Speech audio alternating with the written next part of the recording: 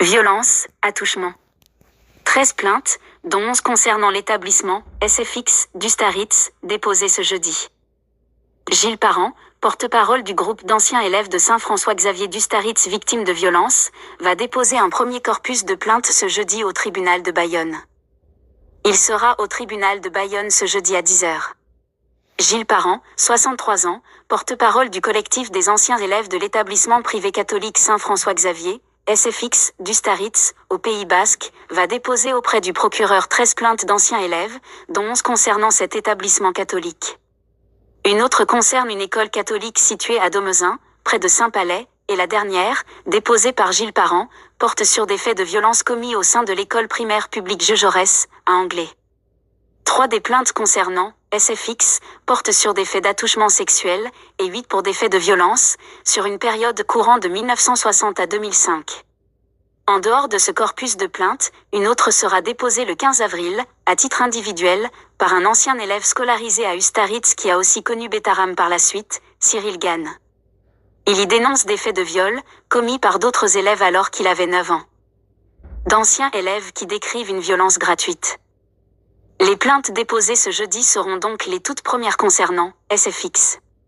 J'ai attendu d'en avoir une dizaine pour les porter au procureur de la République, explique à 20 minutes Gilles Parent, qui a créé le groupe Facebook des anciens élèves de Saint-François-Xavier le 22 février. Il compte désormais près de 180 membres. L'ancien élève, lui-même victime de violences au sein de cet établissement, ne se fait pas d'illusions, je pense que tous les faits tombent sous le coup de la prescription. Mais à titre personnel, cela ne change pas grand-chose, ce qui est important, c'est de déposer plainte pour valider nos témoignages. Au bout de tout cela, ce que j'espère, c'est que les victimes soient reconnues. Baffe monumentale, coup de baguette ou de règle en bois, tirage de cheveux, d'oreilles.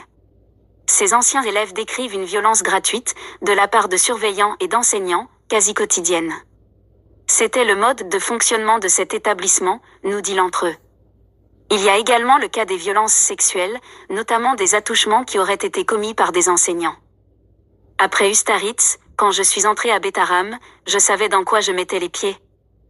Cyril Gann, 51 ans, déposera donc de son côté une plainte pour viol, commis par un autre élève en 1983, mardi prochain à la gendarmerie. Il avait déjà adressé une plainte au procureur de Pau le 17 février pour des violences subies à Betaram, établissement qu'il a fréquenté entre 1987 et 1991 après Ustaritz. Les deux affaires sont liées, explique à 20 minutes le quinquagénaire, aujourd'hui résident en Suisse. Quand j'ai écrit au procureur de Pau pour parler de Betaram, j'ai dû évoquer Ustaritz, car j'ai eu une réaction de défense à Betaram liée à mon passé à SFX. Il nous raconte qu'un jour, le surveillant surnommé « Cheval », la « terreur » des internes à Betaram, après m'avoir frappé, a commencé à poser ses mains sur moi. Et comme à Ustaritz, j'ai vécu un viol.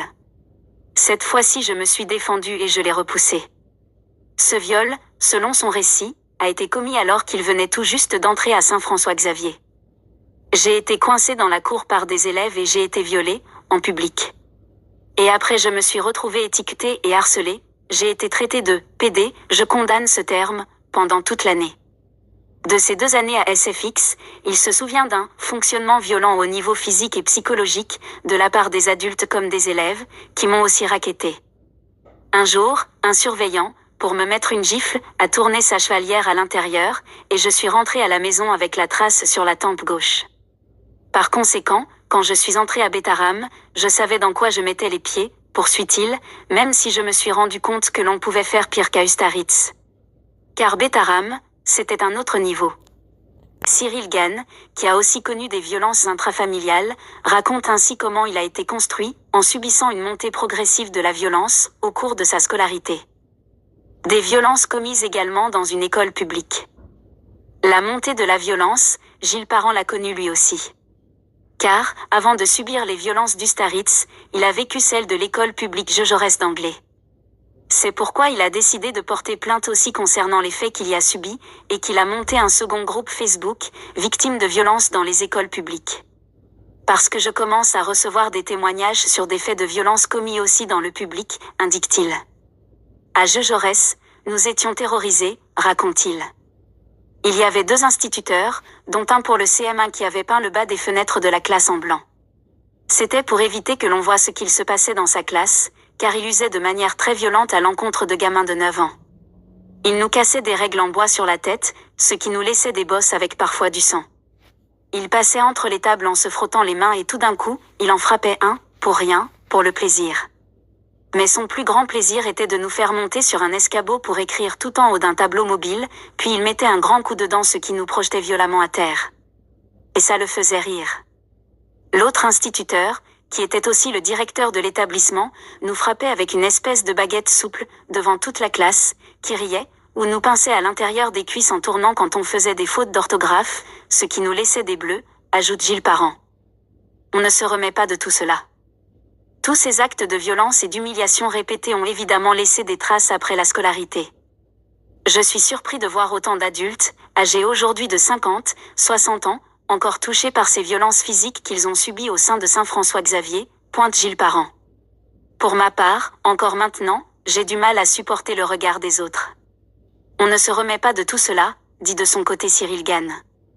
Je suis devenu très peu sociable, je me méfie énormément des gens, et je dois gérer une espèce de colère lancinante. Aujourd'hui je suis en thérapie en raison d'un fonctionnement malsain envers moi-même. Les deux anciens de SFX sont aussi d'accord pour dire que cette libération de la parole est un outil thérapeutique, dans le sens où on se sent moins seul, dit Cyril Gann. Cela me permet aussi de mettre le doigt sur des choses sur lesquelles j'ai fait abstraction pendant des années, même si je n'ai que des réponses partielles. Cela nous fait du bien de pouvoir en parler, après des années où l'on a enfoui tout cela, ajoute Gilles Parent. Les choses commencent à changer, mais j'entends encore des gens dire que cela ne nous a pas fait de mal. Ils ne se rendent pas compte des souffrances que cela a engendrées.